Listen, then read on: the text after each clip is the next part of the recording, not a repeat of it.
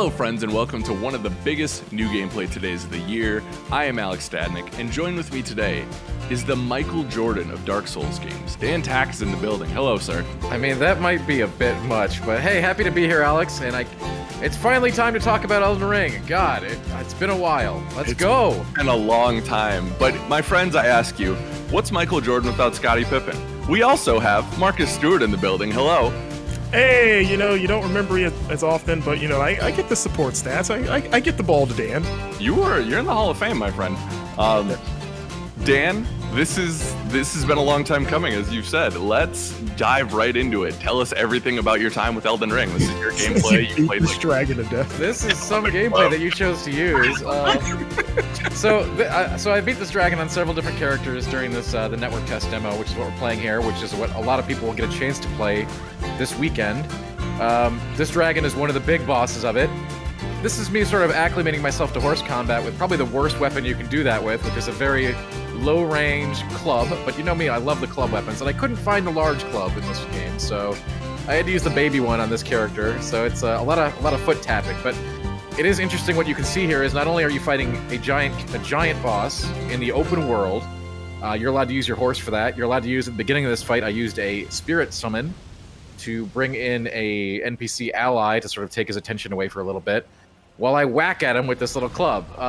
Obviously, the better strategy is to hit him in the head like you do with all FromSoftware dragons until he falls over, and you'll do more damage that way. But you can see here, horse combat can be super useful when you're allowed to do it. Now, in other dungeons, you can't use the horse, but in the open world, if there's a boss in the open world, feel free to use it, and it's a great asset in moving around quickly.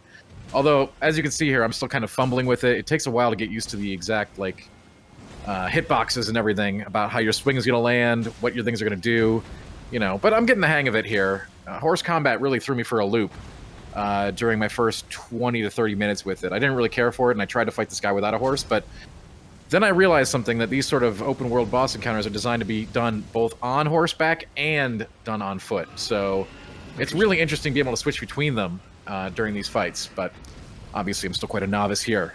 As you can see me flailing around with that little toothpick, trying to hit him enough so that his head will come down and I can get a visceral attack on him or whatever. And this is one of the big bads of the network test. This is one of the big bosses that you can take on. As you can see, you can flask on horseback, you can cast on horseback, you can do pretty much everything you do on the ground on horseback, which is pretty awesome. Nice. While you are... the horse can die, and you can get it back for one healing flask. The game has Estus Flask, just like every other FromSoftware action game, so...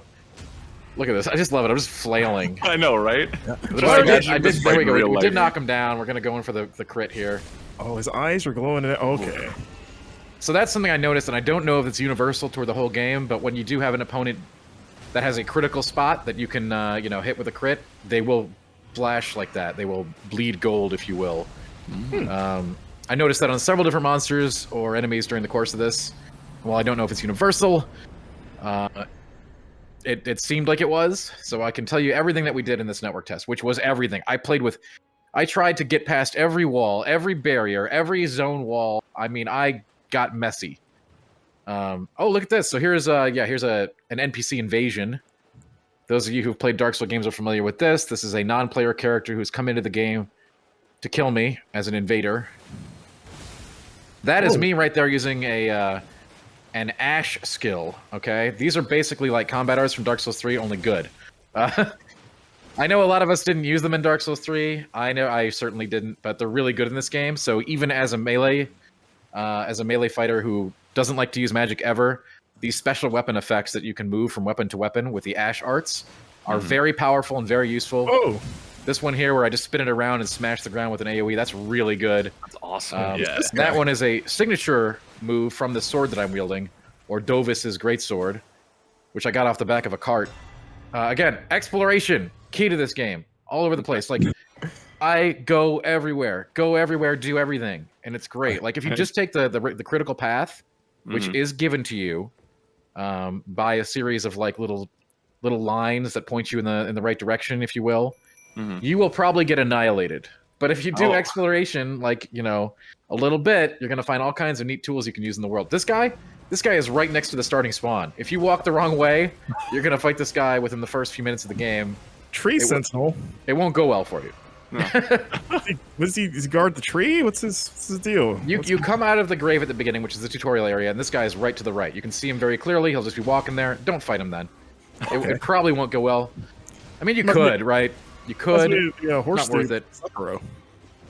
It gives you a bunch of souls, or runes, as they're called in this game. And you can see I have the NPC helper here. You're going to see that in a lot of the footage. Although I did all these encounters without the NPCs dudes, too. I wanted to see their impact. Because I know a lot of players have been posing the question, I don't play Dark Souls games. Will this one be the one that's more accessible for me to get into? And what those spirits do is give you the ability to summon an NPC spirit, just like the old games, but at more flexibility to it. Okay. So you won't have to find a little sigil outside of the boss room. You can just summon it. Okay, so it's like having that NPC summon on tap when you need them, if you want to use them. This is the Dissenter's Cave. This is a pretty hidden cave. Not super hidden like some of the other stuff I found, but hidden enough on the edge of a beach. And this one will actually take you... You're going to see an island early in the game that you can't get to, and if you try to swim over there, you'll die. You'll just drown, right? Because you can't swim in FromSoftware games, rule number 1. But I had to try, right? Yeah. And then I tried like jumping off like 30 different things with the horse to try to get there, but that didn't work either. And then I'm like, well, maybe I can make my horse fly. Nope. You go through this underground cave here. So you're going to find a lot of different mini dungeons in this. And by the way, check out the article that I have at GameInformer.com. If you want more info, I wrote all of it up. This entire playthrough in great detail. So if you're looking to dial into any of these points, come check us out and have a blast. So in caves, you'll find cave moss. This is a double boss in here.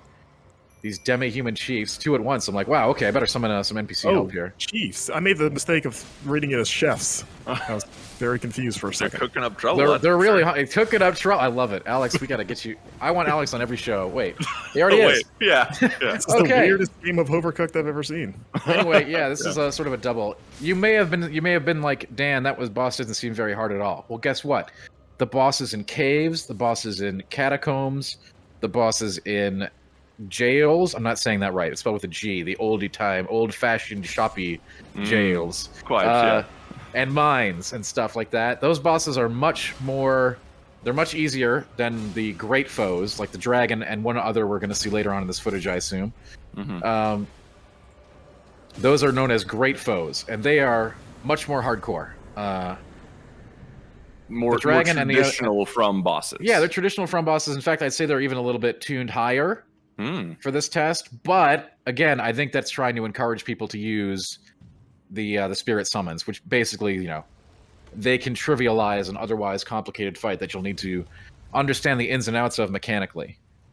Okay. And here's another boss. This is the boss of the mine, the Stone Digger Troll. You can actually fight these guys outside as well, although not specifically with this big axe thing. They're basically just naked outside. They're still very dangerous, though. And you'll see me utilizing the jump attack here. It took me a while to get the hang of this. So, with any new FromSoftware action game, you're having to get used to new things. And while this one plays it way closer to Souls than something like Sekiro, there's plenty of new stuff to learn, from crafting to jump attacks to all kinds of stuff, right?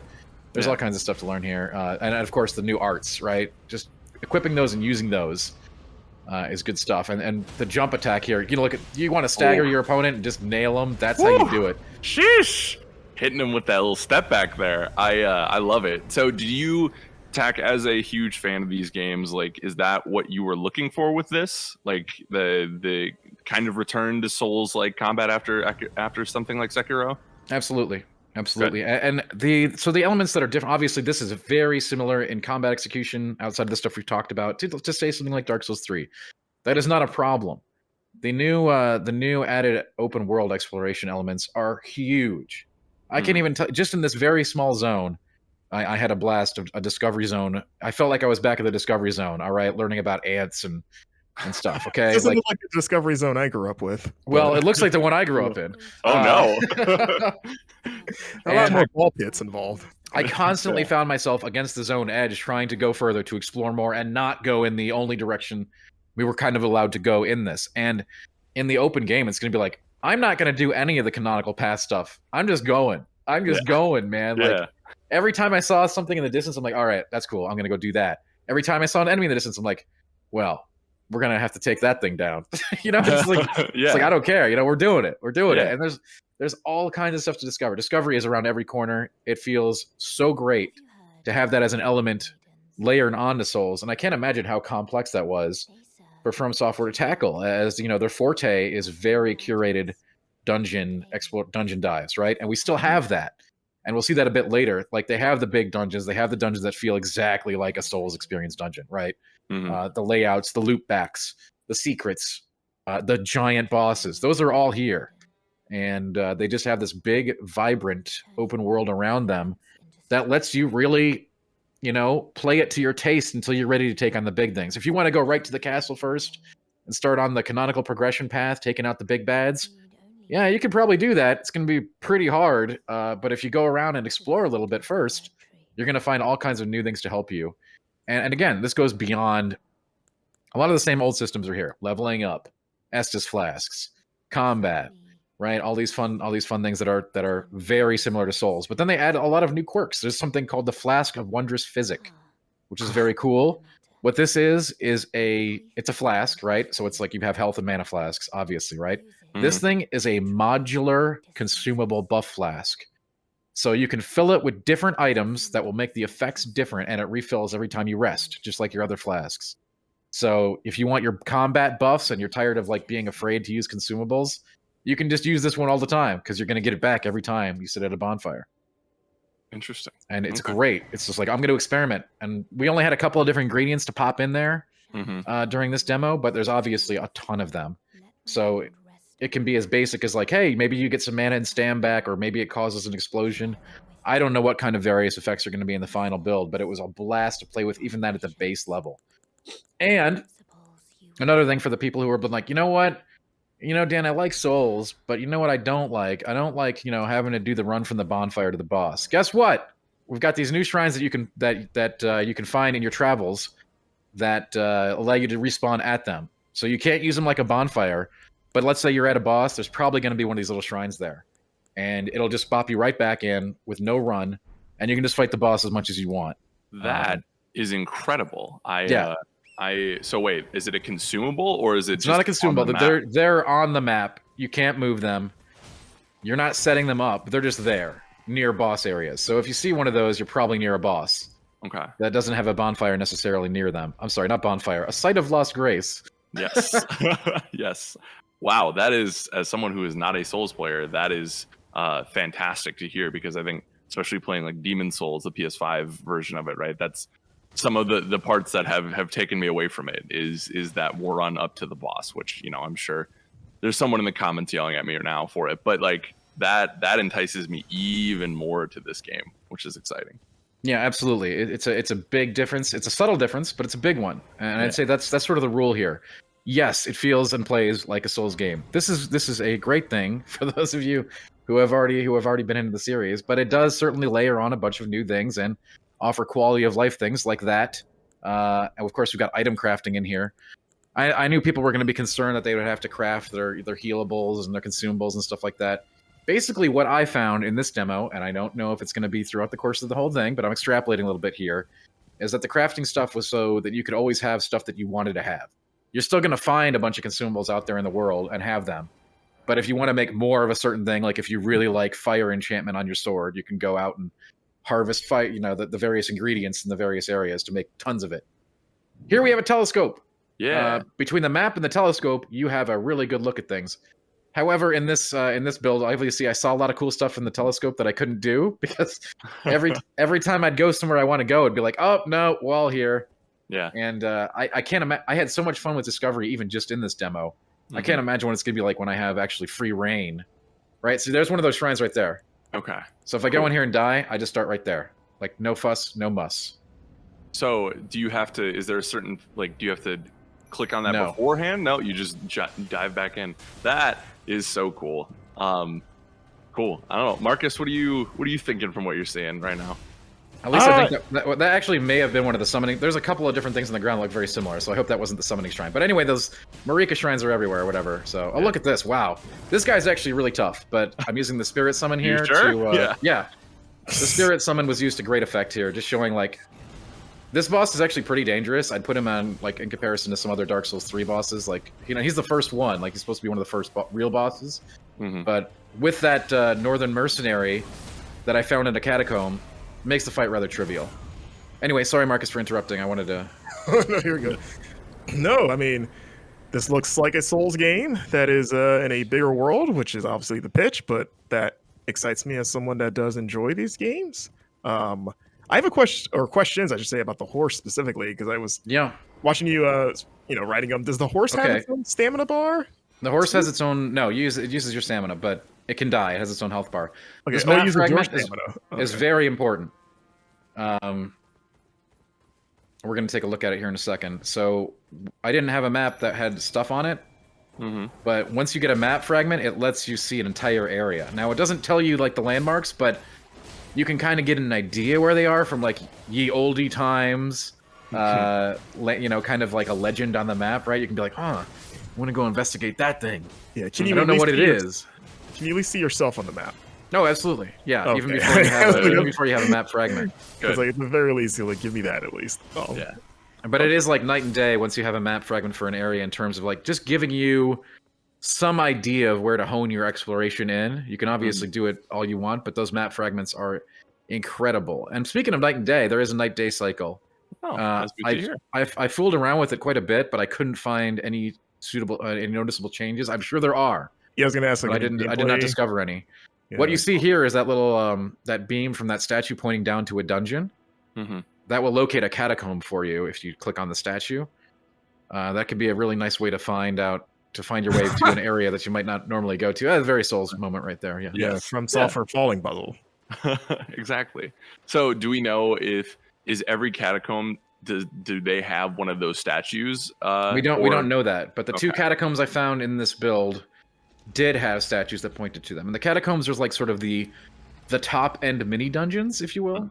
Okay. Because you've got different kinds of mini dungeons, right? So catacombs, caves, mines, and jails were the four that I've discovered. And then you have ones that don't even count as dungeons, which are just like you walk down a stairway, there's a chest.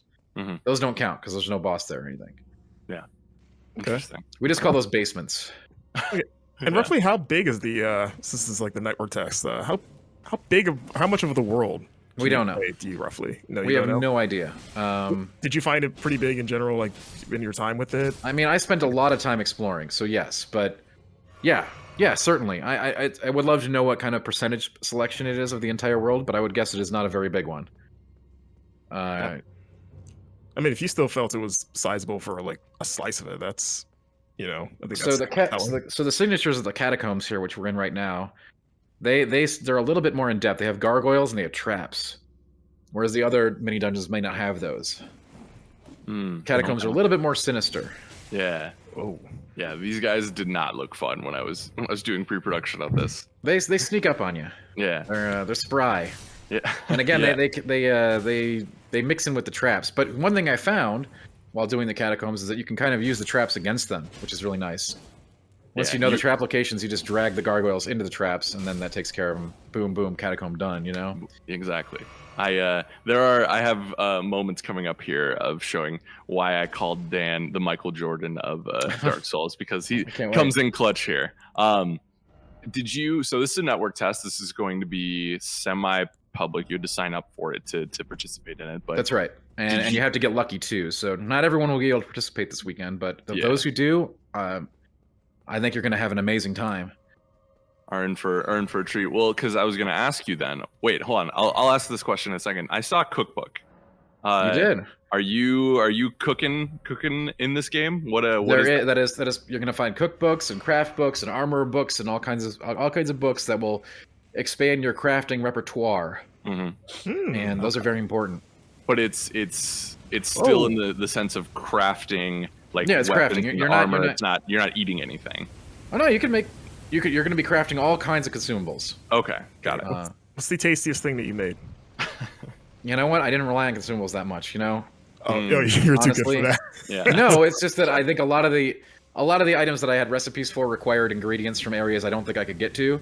Right. Like, go find these in this. These animals live in swamps. Oh, great. Well, where are those here? We don't really have those. The swamps.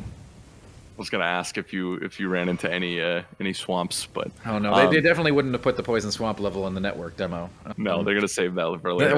There is no doubt that there will be one. I mean, come on. You got to pay for the torture, Alex. No, fair.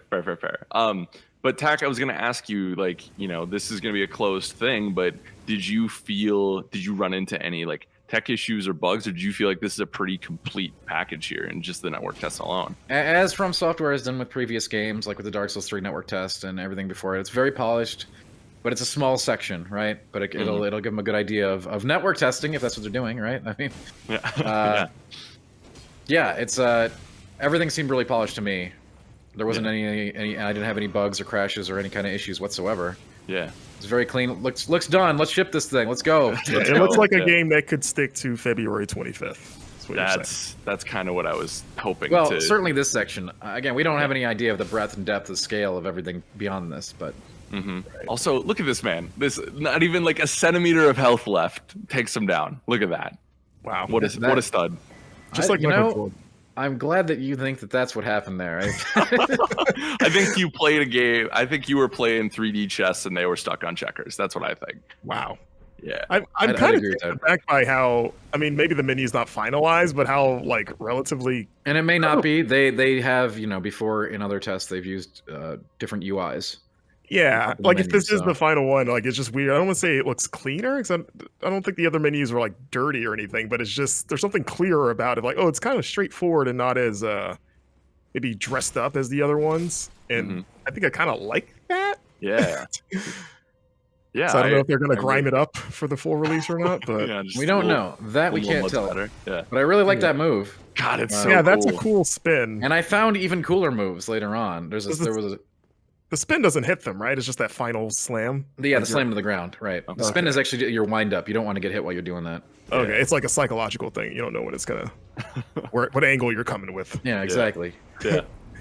And sorry, go ahead, Marcus. No, I'm just, like not that other Soul games don't have dungeons or anything, but I kind of like the idea of like, exploring the open world and going down into like a traditional dungeon. I mean, that's, classic Zelda, but for like a Souls game, I don't know why. Like that's just exciting to me. Just not having the world just be one interconnected thing. Even though I love that, I like the idea of like, hey, doing like a traditional Soulsy or Zelda-ish dungeon, and then getting out in the world and exploring a big open world, but in a FromSoftware context.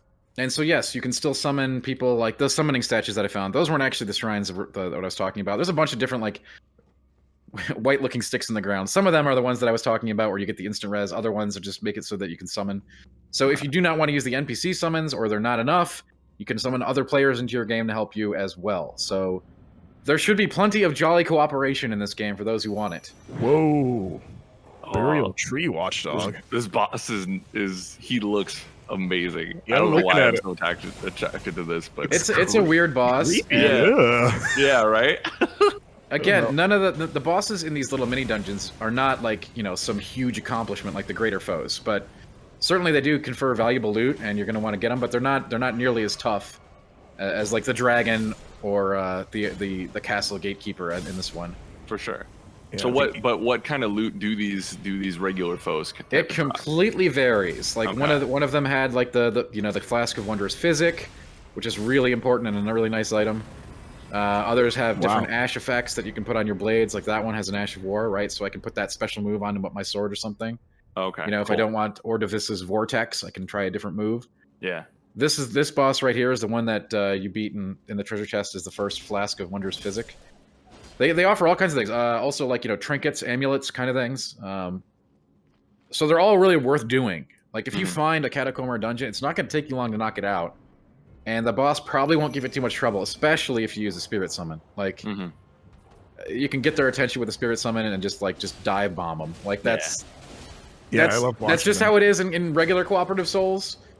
These are just a little bit more flexible than having to wait around for somebody. If you're like, hey, I just want to get this boss done now, and you know what? I don't want to learn their moveset. I just want to beat them. Which one? So summon some wolves and get in there. And I'll tell you, the magic I played with in this game was very satisfying. Outside of the stuff that was like for my melee class here, the summons and using my Ashes of War skills, which were really valuable in combat. But the regular spells really, really good looking and very powerful. I'm not saying we're going back to like Demon Souls level of power for spells or anything, but Yeah. they were really good. Okay. And this is that Flask of Wondrous physic I was talking about. Mm-hmm. And you can just pop all kinds of different crystal tiers into this thing. It's a modular, reconsumable flask, like an Estus flask, but instead it gives you buffs and other effects. Yeah. Can you burn through the crystal tiers? Are they like? No, they're permanent. Cool. And you can again mix and match them as you please at any site of grace. I'm gonna get used to saying site of grace rather than bonfire. Yeah. So this is we're past the castle boss, and we were allowed 2 routes. One route directly into the castle, one route to the side. Obviously, I want to go directly in, right? The tack way. Yeah. The tack way, and I'm sure most Dark Souls vets are going to take this route too. You can't actually complete this route, to my knowledge, and nor can you complete the other route. The demo basically ends after the end of each of these routes. Basically, at the end of this one, you hit a barrier, and there's an area that's a very clear secret wall that I don't know if you'll show here, but I tried everything to open this freaking thing. I waited until the sun aligned with the point in the wall, like some Indiana Jones stuff. It never opened. Yeah. I bet somebody opened it in the demo, and I want to shake their hand because I tried a lot of stuff. I used every emote, something FromSoftware loves to do for secret walls. I used every emote in my repertoire. I waited at every time of day. Yeah. I hit it. I did all kinds of things to this wall, and it never opened. So I don't know what's behind it. I bet you don't even open it from the side. But in any case, this path is full of like ballista bolts and tons of people that you'll have to run by. There's even a lion with swords attached to its paws on this route. Okay, like you don't want to go this route unless you're really feeling salty. I really want to see the sword paw lion. I don't know if Alex has the footage of it. Maybe. I think I show it. There was just a big ball of hair and there is along this route. There is what I call the sword claw lion. It's like a giant mutant lion wasn't enough. They had to attach swords to its. I'm serious. Yeah. That's amazing. We're gonna get to it in a second here. So this route is very dangerous. At the end, they put a gate in so that the player cannot proceed. But normally, I would just run past all this stuff and get to the next checkpoint. You know, as I do through soul zones that are congested, let's say. The other route I also did, and it was actually no treat either. But at the end of that, there's a little thing like under a letter that says, "Or in the official release," and I'm just like, what? No! Yeah. Oh yeah, we are gonna see the line because he's right over here. See, I have the zone down, right? I'm like, okay, I need to run over to this wall, do the summon there, clear out the trash, take on the lion, and then we get to that room that I spent, I don't know, probably at least 30 minutes messing around trying to get that door to open. So when you get like just completely zerged, these spirit summons are also very handy. Yeah. You have to be in range of a rebirth statue in order to summon them, so you can't summon them everywhere. What's a rebirth statue? Like that's It's a little thing in the ground. There's lots of little things in the ground in this game. Yeah. Okay, it is noticeable though. You don't actually have to look for the statue ever. You're just gonna look for. There he is. Yeah, that's the saber lion. Look at this thing. Oh man, you thought dogs with swords in their mouths were cool. I he's told got you, the man. Like, software hair too. He's got the like Vicar Amalia hair. Oh my goodness. Oh, he got chains and stuff. He's a rough so customer. cool. Yeah. Yeah, and he hits like a truck, as you can see. Why did you kill this guy, Tack? The game tells you not to go this way, very explicitly. But Phil's like, of course we're going that way. Yeah, why not? They don't want you to kill this magnificent creature. That's why. Listen, when a Souls game tells you not to go somewhere, the immediate reaction for me is we have to go there immediately. Exactly. Yeah. Man, we haven't done a 30-minute NGT in quite some time. This flew by. As Tack said earlier, if you want to know more, Tack has so much more on the website, GameInformer.com. We also keep it posted at GameInformer.com if you want to learn more about Elden Ring. That's all I'll say. Ooh. I think that's fair to say. Man of mystery. Yeah. Yeah. Marcus, Dan, thank you so much for joining me. Viewers, thank you so much for watching. If you enjoyed this, be sure to like, share, and subscribe over on YouTube, and we will see you next time. Bye, everyone.